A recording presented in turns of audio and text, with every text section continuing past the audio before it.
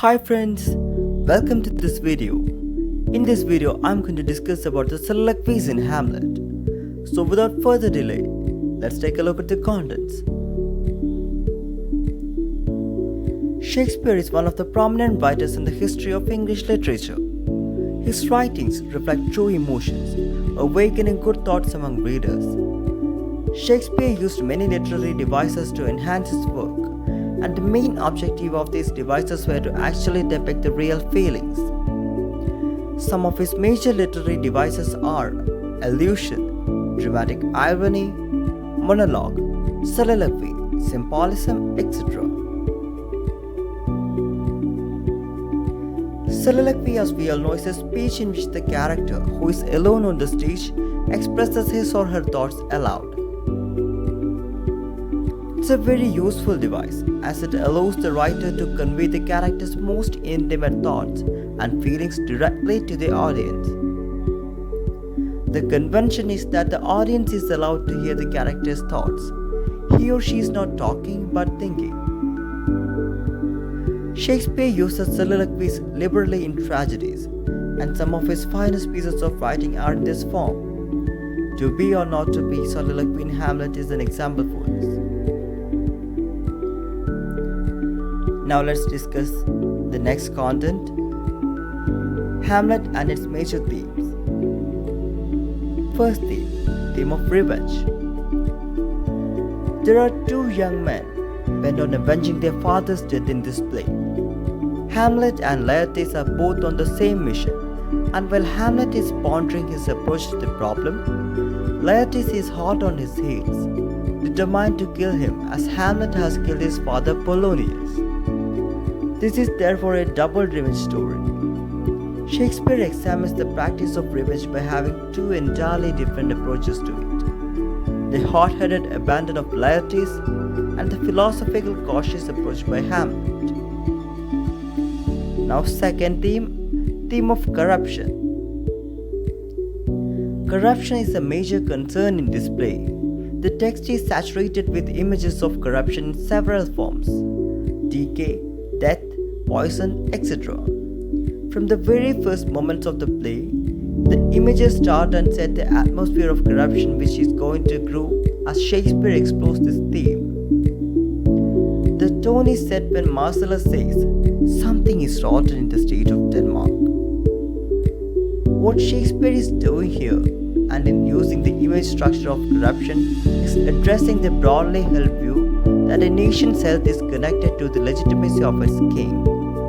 Here, we have the ghost of a murdered king and his murderer, a decidedly illegitimate king, is sitting on his throne. All through the play, Hamlet is preoccupied with rotten corruption, both of the body and the soul, reflecting the way in which society is destroyed by the corruption of its inner institutions. In this case, the court, which is the government. Next theme of appearance and reality. This is a major theme in every one of Shakespeare's plays. The text of Hamlet is saturated with references to the gap that exists between how things seem to be and how they really are. Very little in this play is really as it seems. That is bound to be so in a play in which there are so many murderous plots and schemes by those who, on the surface, strive to appear innocent, like Claudius, who behind his charismatic smile is a damned villain. He is, as Hamlet puts it, a smiling villain. Although Ophelia loves Hamlet, she pretends to spurn his affections. Hamlet pretends to be mad so that he can explore the ghost's assertion that Claudius killed his father. All the characters in one way or another are hiding their true intentions. So moving on to the main content of this video, soliloquies in Hamlet. Hamlet's first soliloquy. First of all, I would like to inform you that the lines that I am showing are not complete soliloquies, but they are actually parts of the soliloquies for their content can easily be explained. So the first soliloquy of Hamlet occurs after the king and the queen have urged Hamlet in the open court to cast off the deep melancholy which has taken possession of him as a consequence of his father's death. In this soliloquy, Hamlet reveals the grief that has been gnawing at his mind. He wishes that religion did not forbid suicide so that he could kill himself and be rid of this grief. Hamlet feels disillusioned with the world. He compares the world to an unweeded garden in which rank and gross things grow in great abundance. He deplores the fact that his mother has remarried a man much inferior to the husband she has lost. His mother should have so soon forgotten the husband whom she used to love fondly, make him believe that women are weak creatures. Hamlet considers this marriage of his mother to his uncle to be an incestuous affair. This soliloquy shows the meditative nature of Hamlet and prepares for the prolonged delay in his executing the command of the ghost for revenge. This soliloquy also threw some light on the character of Hamlet's dead father, who was an excellent king and loving husband. Hamlet's mother and his uncle fall in the estimations as a result of this soliloquy. This soliloquy also shows Hamlet's filial attachment to his dead father. His first soliloquy reveals him to be thoroughly disgusted with Gertrude, Claudius, and the world in general. He is saddened by the death of his father, who admired as a king and a husband to his mother. His grief over his father's death is compounded by his mother's hasty marriage to Claudius. Moving on to Hamlet's second soliloquy. Hamlet's second soliloquy comes after the ghost leaves Hamlet, having charged him with the duty of taking revenge upon the murder of his father. Hamlet has been stunned by the revelation and echoes the ghost's words, asking him to remember it.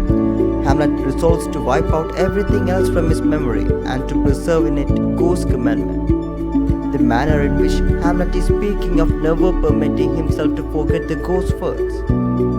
Hamlet will soon plunge into action and carry out the behest of the ghost. He refers to his mother as the most pernicious woman and to his uncle as a smiling damned villain. Hamlet feels the presence of the ghost indicates that his father died due to dubious circumstance.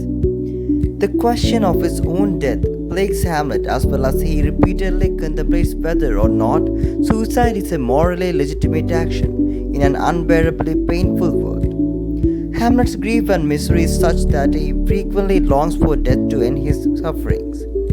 But he fears that if he commits suicide, he will be consigned to eternal sufferings in hell because of the Christian religion's prohibition of suicide.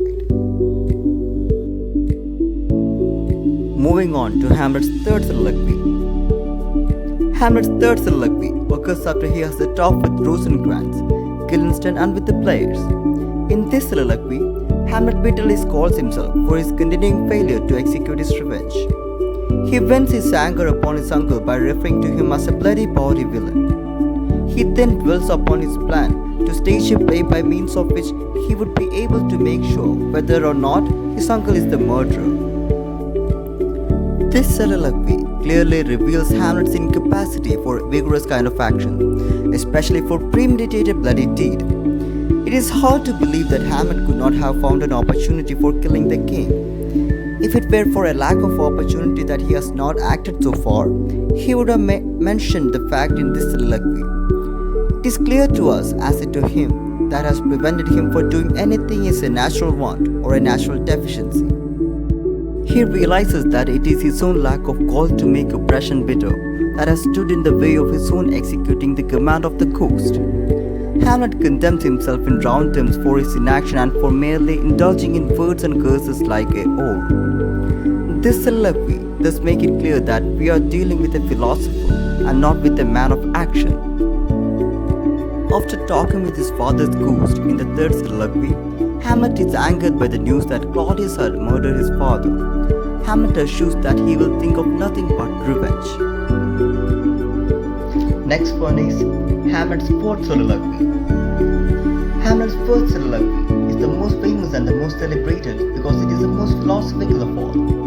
In this soliloquy, there are mental debates. Hamlet finds himself on the horns of a dilemma.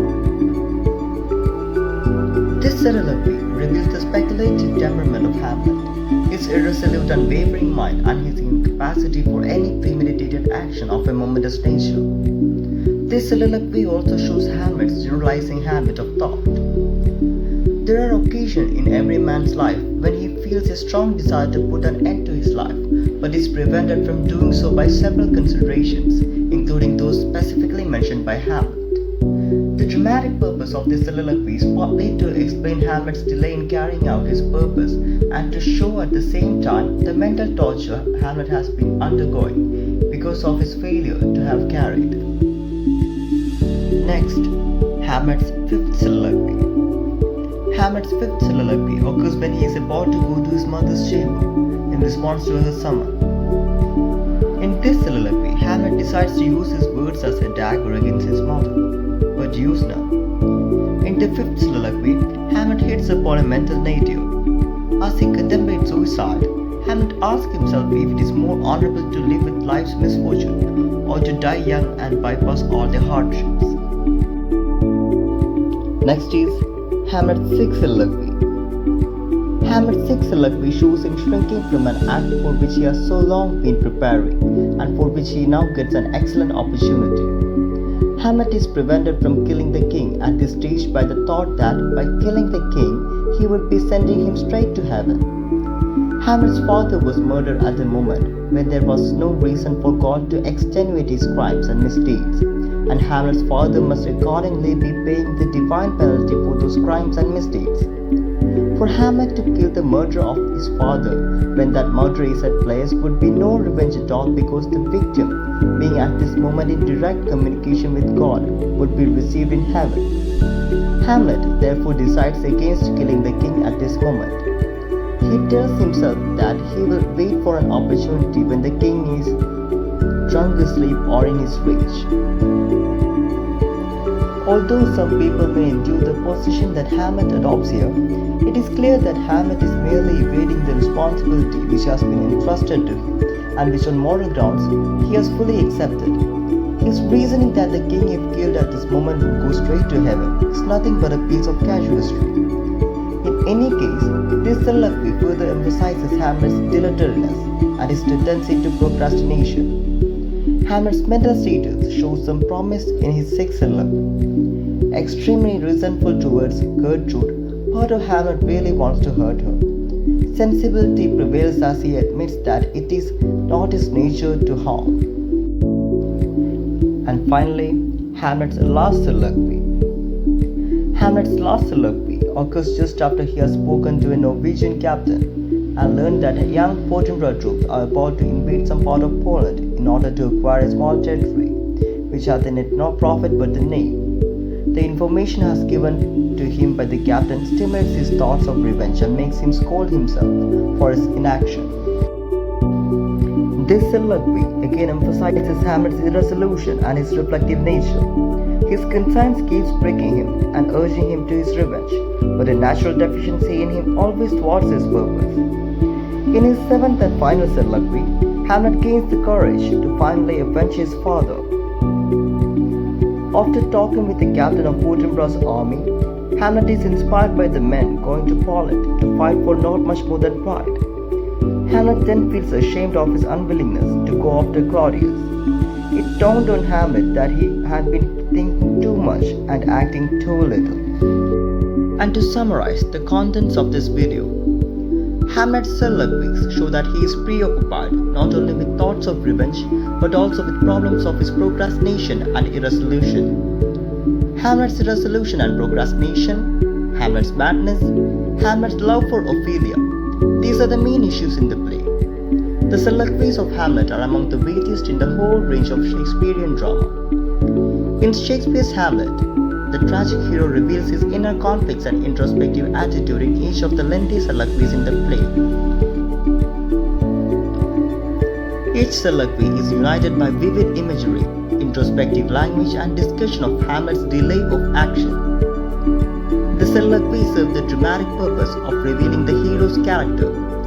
These soliloquies deepen his tragic character by portraying him as a thinking man. And we can surely see that without these soliloquies, Hamlet would degenerate into a cheap melodrama. So friends, Hope you all got some useful information from this video. Thank you for watching this video and have a great day.